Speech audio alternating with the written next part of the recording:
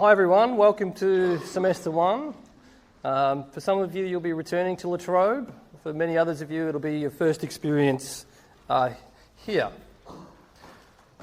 So I just wondered if I was hoping I could get a show of hands indicating how many of you have some experience studying or reading or being engaged in philosophy. How many people have some experience in philosophy? Okay, looks like roughly half the class, so that's a good start. For those of you who don't, you shouldn't worry too much about that. This subject is designed to sort of introduce you to some of the core philosophical areas in an accessible fashion. So, although some weeks will be slightly more difficult than others, overall you should get an introduction to 4 or 5 of the main areas of philosophy. So, we're actually starting perhaps in a somewhat counterintuitive fashion in philosophical problems. We're starting with some sort of deep metaphysical conundrums from next week. We'll be considering issues to do with the logical possibility of time travel, with personal identity, what makes us who we are, is it our bodies or our memories? But the course will progress through consideration of matters to do with epistemology, that is, matters to do with knowledge, when is our claims to knowledge justified or otherwise, on to more immediately accessible material to do with applied ethics. So, should we genetically design children to maximise their looks, their intelligence and their health, or is that for some reason a moral mistake? So that's just to sort of indicate what we're going to try and do. So the philosophy gym is the set text that we're recommending, or in fact requiring everyone to buy. The philosophy gym can be purchased from the Co-op bookstore in the Agora. Many of you seem to indicate you had some familiarity with what philosophy is, having studied it in some capacity or another. Nonetheless, it is a bit of a paradox for philosophers themselves, since one thing that differentiates philosophy from many other disciplines is that if I were to do a survey of the tutors here, if I were to do a survey of academic philosophers in general, in fact, well, such surveys have been done, let me assure you that there is no agreement about what the essence of philosophy is, about the subject matter that is peculiarly philosophical, or the methods appropriate to doing philosophy. Now, this shouldn't lead you to believe that anything goes at all in philosophy. There are better and worse arguments, and your tutors and myself will be discussing this with you throughout the trajectory of the subject. Nonetheless, I do just want to say that philosophy is sort of hotly contested, what it is and the methods appropriate to doing philosophy. So you can contrast this perhaps with some other disciplines. If we asked physicists, if we asked medical doctors what their discipline or what is fundamentally about, I think it's fair to say there may be disputes at the borderlines, but there'd also be some agreement, some substantial overlap. In philosophy, it's not so clear that that's the case. And it's a difficult question for me or for any other philosopher to answer. One famous philosopher, A.J. Ayer, writing, well, from the 1930s through to more contemporary times, some philosophers managed to live a long time somehow. I don't know why that is. Maybe it's the life of leisure or something. They're not working hard enough. I am, I assure you. But nonetheless, Ayer makes the following comment. This is a question he says people ask him all the time at parties. What do you do? People sometimes ask me. I am a philosopher, A.J. Ayer replies. If I had an English accent, I'd try to pull it off. If I am lucky, the conversation ends there, but often it continues. Well, I suppose, this is the person asking the question, well, I suppose we're all philosophers in our different ways. I mean, we all have our own ideas about the purpose of life, what I think is something or other. Or else they may respond, a philosopher, I envy you in these difficult times, to be able to take things calmly, to rise above the petty vexations that trouble ordinary people. Or again, one response may be, well, that must be fascinating to really understand people to be able to reach their souls. I'm sure you could give me some good advice. Or worst of all, what is philosophy? So I've had something like this experience many times. I do remember a situation in a cab. Many of you have probably had cab rides with interesting conversations transpiring. One of mine was precisely about this question: what is philosophy? So I sort of didn't really have that much to say. I was tempted to say, well, when he asked the question, what do? I work with computers, which, alas, we do spend a lot of time working with computers. There's also a dialogical discussion element that's central to philosophy. But I ended up saying something a bit vague and unsatisfactory about the attitude of questioning, about not taking things for granted. Of course, that doesn't really sound like a sort of discipline very much. And the cab driver soon said, well, you sound like Salman Rushdie, or the author of Satanic Verses, who was issued with a fatwa by the Ayatollah Khomeini at the time, calling on any believer, Muslim practitioner, to kill Salman. Salman's still alive and well. I won't regale you with that story in any detail here, but I think there is something about philosophy and its concern to question and hence potentially overturn orthodoxies or dogmas of thought. I think that is an important element. So I won't go into this in too much depth, but here's just a very quick glimpse of some things philosophers have said, by no means exhaustive, about what philosophy is. So in ancient Greek times, and to some extent thereafter, philosophy really did have this dimension of what we might call, the technical word, if you're into Buddhist philosophy, I think, is this soteriological dimension. What does that mean? That just means a life-enhancing dimension. What's the good of philosophy if it doesn't help us to live well, to achieve something like what Aristotle called eudaimonia? So you could say philosophy is the art of learning to live, or some kind of consolation in the face of death. On the other hand, we've also already seen this view of philosophy as fundamentally about overturning orthodoxies, whether they be religious or cultural or social. So in that sense, philosophy is sometimes aligned with a project of critique, a project of demystification. In recent times, at least since, well, that's a bit of a problem. I managed to have turned off the PowerPoint.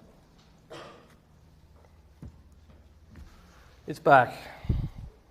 Lucky for me. Okay, in recent times, some philosophers have associated philosophy with the method of analysis. Now, of course, chemists and others practice something like analysis. Is there something distinctive about philosophical analysis, the breaking down of ideas into their subcomponents, seeing how they fit together? Is this different in kind or from the sense in which a chemist or others proclaim that they do analysis?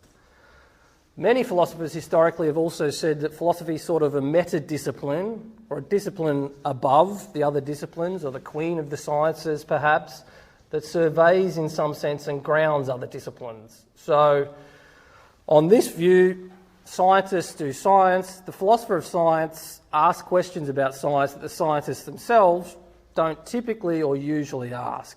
Now, whether that's true about actual scientists, you may want to call into question, but this sort of view would say, well, scientists know what it is they're looking for, they know what counts as knowledge. Philosophy asks fundamental questions about whether the scientists are justified in those assumptions, in those views about what knowledge consists in.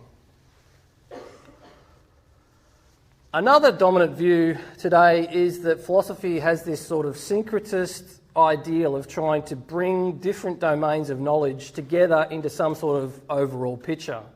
So Ross Payne, one of our tutors, is a Salesian. I think there's a famous quote from Sellers. It actually doesn't help that much, but I'll run through it anyway. What is philosophy? Ross, what is that quote again?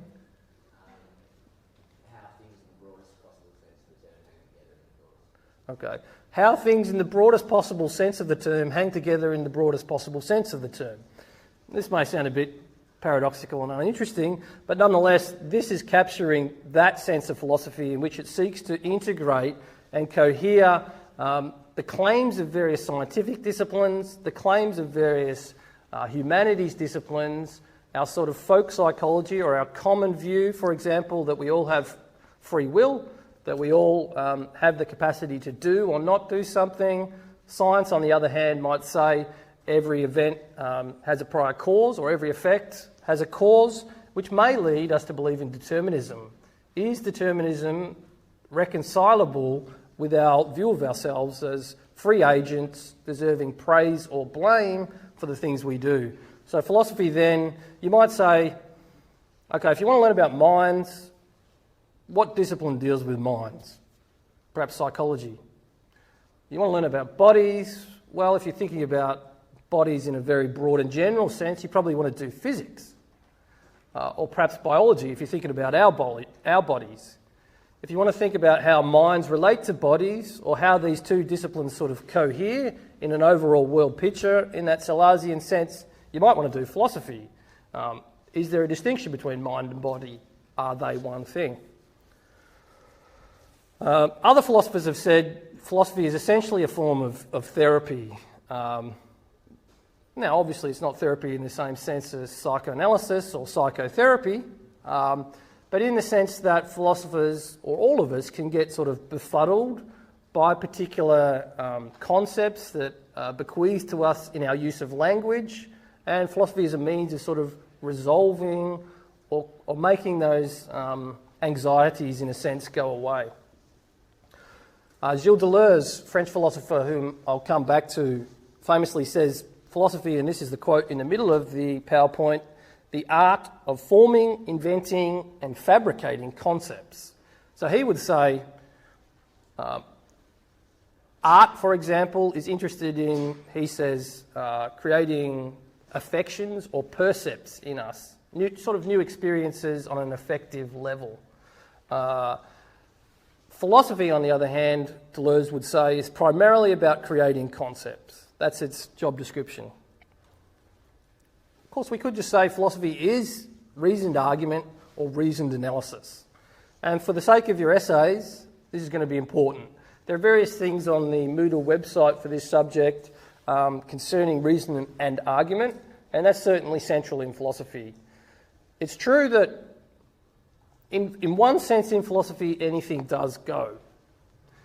You can argue for any position, pretty much. There's some political correctness still in philosophy.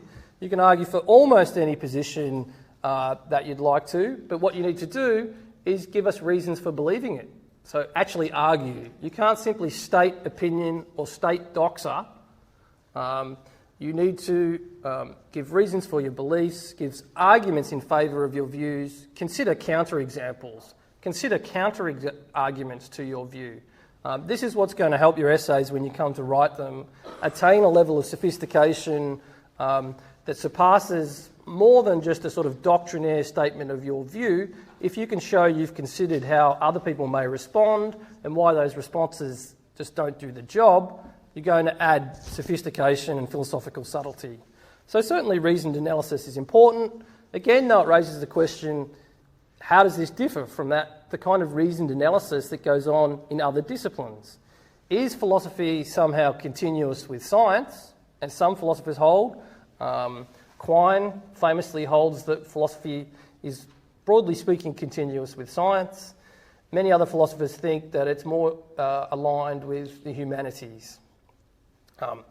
So all of this is to say that there is just great contestation, great dispute about what the essence of philosophy is. So maybe this means we just should stop trying to do meta-philosophy, ask the question about what is fundamental to philosophy, and the question about what methods are appropriate to those aims. As the British ordinary language philosopher Gilbert Ryle says, we run, as a rule, worse rather than better if we think about our feet. You could say that seems reasonable enough. If any of you are athletes and you start to ponder where your feet are, you're probably not going to be very effective. Maybe philosophy is a bit like that. If we start asking these fundamental questions about what is philosophy, we're not going to be able to practice philosophy. I think that's a little bit simplistic and a little bit glib, but nonetheless, it is one possible response to whether we ought to do meta-philosophy, that is, ask about what is fundamental to philosophy. Couple of images here. Not that you need to agree with these philosophers at all, but Gilles Deleuze, who I mentioned previously, has this response to, I suppose, the instrumental question. What is the use of philosophy? How does it help us? There are many different answers we might have. There is, in fact, quite a lot of resources available on the website and published in reputable newspapers like The Guardian and elsewhere, suggesting that the reasoning and argument skills associated with philosophy are invaluable for employees. So there's quite a lot to suggest we can give a sort of instrumental justification for philosophy. Deleuze, and we'll see Heidegger, don't want to do that, however. This is his response. When someone asks, what's the use of philosophy? The reply, Deleuze says, must be aggressive. I assure you, your tutors or myself won't be aggressive, but nonetheless, Deleuze says it must be aggressive, since the question tries to be ironic and caustic. Philosophy does not serve the state or the church who have other concerns. It serves no established power. The use of philosophy, Deleuze says, this may sound a bit depressing, is to sadden. A philosophy which saddens no one, that annoys no one, is not a philosophy. So this is a sort of gadfly image of the philosopher, a bit like the fool in medieval times, sort of sitting on the side, casting aspersions, making jokes and annoying people. Philosophy, Deleuze says, is useful for harming stupidity, for turning it into something shameful. Its only use, a bit too strong I think there, Deleuze, its only use is the exposure of all forms of baseness of thought. Martin Heidegger, infamous German philosopher writing in the 20th century, says the following: it's absolutely correct and proper to say you can't do anything with philosophy. But then he adds, granted, we can't do anything with philosophy, but might not philosophy, if we concern ourselves with it, do something with us? We can also try and come to terms with what philosophy is, or via what linguists and philosophers will call etymology. So an etymology is just an attempt to prize apart the components of a word and show where it derived from. In this case, philo meaning love, and Sophia meaning either wisdom or knowledge. So the philosopher is the lover of wisdom or the lover of knowledge. Some philosophers have said there's an ambiguity here in whether we emphasise the knowledge component or whether we emphasise the love component. So if you're interested in the wisdom of love, for example, that would make philosophy sort of heavily invested in, well, what it is to live well, interpersonally, presumably, with other people.